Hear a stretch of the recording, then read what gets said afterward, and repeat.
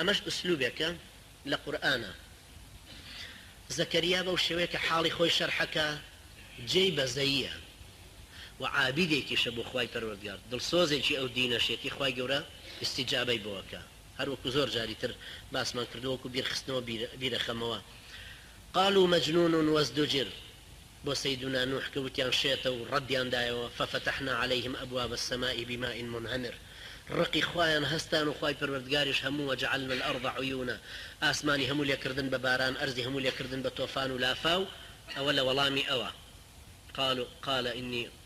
قالوا مجنون وازدجر بوشيوه يا سيدنا يونس قال لا إله إلا أنت سبحانك إني كنت من الظالمين شونك يا فرمي فنبذناه في العراء سيدنا أيوب أفرمي قال إني مسني الضر وأنت أرحم الراحمين قال هذا مغتسل شراب بويحلي وداني لهري جلوانا أميش بهمان شوي زكريا خوايا لا تذرني فردا وأنت خير الوارثين انجا مجدي من على كيف يا زكريا إنا نبشرك بغلام اسمه يحيى ناوكشي للآن خواوة بوي دياري كردوا كمنورية كاتوا بعلم بنبوات بتقوى ودين وصلاح ودور له همو جورة خراب كارير يا زكريا إنا نبشرك بغلام اسمه يحيى لم نجعل له من قبل سميا پێشتر ناوێکی تری وامان هەڵ نەبژاردۆ بۆ کەس و تایبەتی ژە بە دیسان ڕێزلێنانێک لە ڕووی ناوەکەشیەوە قال ربي أنا يكون لي غلام ئەو لەو پێش ئەپاڕایەوە داوایە کرد بەڵام لە عەقلیەتی بەشەریەتی خۆیان تازە مەجالیەوە نەماوە مناڵی ببێت قال ربي أنا يكون لي غلام بە چ ڕێگایەک مناڵەکەمانە بێ چۆن پێمانە بەخشی لە چی کەیفیەتێکەوە تۆ پێمانە بەخشی قال چونکە هەرچی حسابی بەشەریەتی خۆی بۆکە نە لە خۆیان قودرەتی ئینجاب ماوە نە لە خێزانەکەشیە کە نەزۆکە توانای ئەوەی نەماوە مناڵی ببێ و زەمەنی بەسەر چووە قال ربي أنا يكون لي غلام شون مناڵمانە بێ وكانت امرأتي عاقرا خێزانەکەشم نەزۆکە وقد بلغت من الكبر عتيا خۆشم ئەوەندە پیر بوو محاڵم ئەوە ناڕەحەت بووە قال كذلك خواي پروردگار فرمي قال ربك هو علي هين او بنسبة خواي پروردگار وشتيكي آسانة شتيكي بسيطة كخواي پروردگار أمر بك إذا أراد شيئا أن يقول له كن فيكون لعالم أسباب نامنه أو كاتا لعالم أسباب بشرا كبدستيانا ونامنه چونك أمش هموي تمهيدك وكو كچون سيدنا آدمي دروس كردوا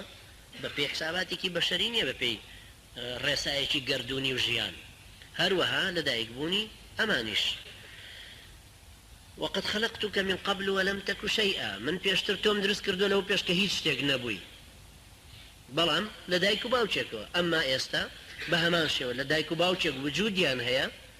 بلام زمني إنجابو قدرتي إنجابي أنما وبلام خواهي پردگار رساكيان بو قوري بو شوية قال ربي اجعل لي آية خواهي جان علاماتكم بيه ببخش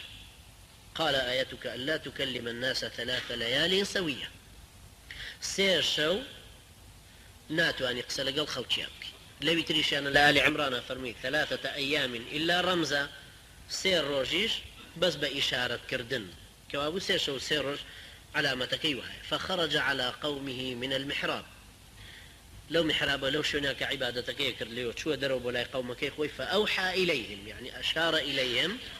بآماجي وكردن أن سبحوا بكرة وعشية كبيانيانو إيواران عبادتي خواي پروردگار بكنو بي پرستن لو كاتاناك خواي پروردگار دياري كردو أما مقدميك بو درسي شي أوان كالباش أويش باسي يحيى كان جاء فرمي يا يحيى خذ الكتاب بقوة يحيى بيبخشيبو يحيى هر لسرتايوا سيدنا يحيى منالك زيتوريا منالك عالم كخواي پروردگار فيري كردوا يعني خواي گورا چون بو سيدنا إبراهيم فرمي ولقد آتينا إبراهيم رشدا چون بو محمد فرمي أدبني ربي چون بو سيدنا موسى فرمي واصطنعتك لنفسي بو أم سيدنا يحياش هر لمناليو پروردي كردوا بوي كايكات پیغمبر زكرياش پیغمبر كركشي ديسان كيحيى پیغمبر كالمسيح كان بيلن يوحناي معمدان مشهورة لتشيلوك وأدبياتي أواني شابا سكريت شنك سيدنا يحيى أم پیغمبر عزيزة چونك وجده دوائي آفرتي داوين بيس ئەڵێ شووەکە بە کوڕی مەلیکێک پێڵێ ئەڵێ مقابلی ئەوەی کە شوت پێەکەم سەری یەحیان بۆ بێنە ئەنجا کابرا ئەمرەکە وەڕۆن و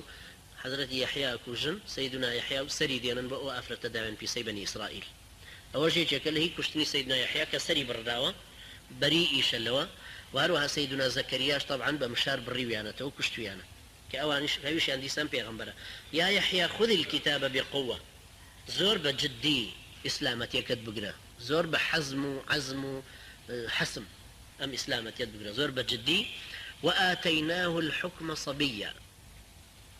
كتاب نبوة رون كردنوي أم دينه أم شتانا هموي خواي برقارة فرمي نك نبوتكي بلام أواني تر فرمي وآتيناه الحكم صبيا شنك إجماع لسر وهي كسيدنا سيدنا عيسى لقال سيدنا يحيى هردو كان كبون ببيغمبر لتمني سي صاليان دابون كبون ببيغمبر أواني تر لتشلم وآتيناه الحكم صبيا وحنانا من لدنا وحنانا من لدنا سوزيكي تايبتيش للاين ايما ولا لاين خواي پروردگاروا دا چون صوفيا كان اواني العارفين بابلين اواني كزياتر خواناسن شعري عرفاني هيك قال قطرة من حبك تجعل الكافر وليا قطريق لمحبتي تو يا ربي خوايا انساني كافرك بولي بويا خواي قبرك افرمي بو موسى والقيت عليك محبة مني ولتصنع على عيني من يك محبة بيداوي أو محبتك بريتية لخوشويستي بريتية لسوز بريتية لشتيكي شفافي خوش أو محبة فرعون بها مجبروتي خويا ونيتو يعني درقتي أو محبة به محبة سوز وشفقت لشوي شقداري وعنترياتي فرعون لشوي لبرو ليرشا وحنانا من لدنا وزكاة وكان تقيا زكاة دو معناي هيك كما معناي تطهير نفس إنسان باكردنوي نفسي خوي لشبهات وشهوات لا أرزو برستي ولو قمانا نشكبو إنسان درست بن خو باراسن لو جورشتانو باك بنو يكي كترشان بمعنى الزكاة كأويج لي كم ورجيلا والزكاة يعني باردان حصيتي دياري كرا ولا زكاتك أيدا بو أوي باركي تري بي بالفتبك أو بي باكاتو وبرا بوالديه زور ريكو بيجيش لقل دايكو باوشيان زور بأمك لقليانا ولم يكن جبارا عصيا تندو تيجن يا أخي سربيش نبوة وسلام عليه يوم ولد ويوم يموت ويوم يبعث حيا سلام إخوال سيدنا يحيى لو رجيك لذايك بوا ولو رجيك أمري ولو رججت كزندو أكريتو أما تشيلوكي آل عمران تشيلوكي خيزانكي عمران لدايك بوني مريم لدايك بوني يحيى أمدو خانة واد مباركي كسر برشتيارا في هردو كان هي مريم كان دعي لمريم سيدنا عيسى أبي أي شرق قريب بوقتي إن شاء الله أقول قولي هذا واستغفر الله لي ولكم وجزاكم الله خير والسلام عليكم ورحمة الله وبركاته.